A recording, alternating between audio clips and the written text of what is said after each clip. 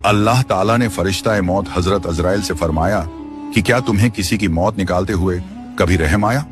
हजरत अजराइल ने कहा कि दो जगहें थीं, एक वह बच्चा जिसकी माँ कश्ती में मर गई थी और दूसरा वह शद्दाद।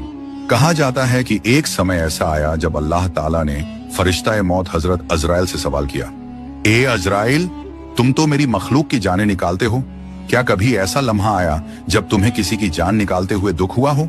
हजरत अजराइल ने निहायत अदब से अर्ज किया, ए मेरे रब, दो मौके ऐसे थे जब मेरा दिल अल्लाह जुटता था।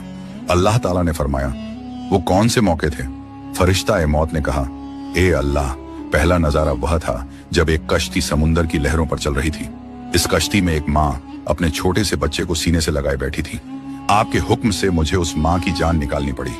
जब माँ की रूह जिस्म से जुदा हुई तो वह बच्चा माँ को झंझोड़ने लगा, रो रो कर उसे आवाजें देने लगा, लेकिन माँ खामोश हो चुकी थी।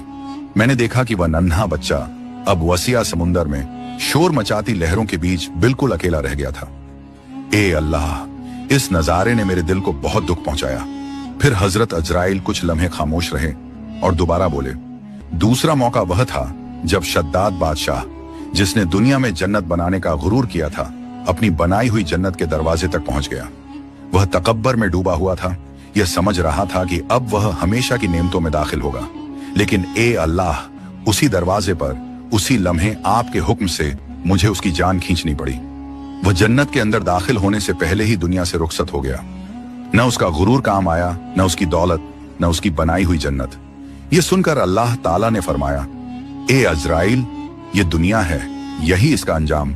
और तुम्हें पता है यह बच्चा कौन है जिस पे तुमने रहम खाया था? ये वही शद्दाद है जिसे मैंने रजक दिया, मुल्क दिया और वह मेरे मुकाबले में खड़ा हो गया। और यह वही बच्चा था जो उधर कश्ती में रो रहा था और यह शद्दाद था।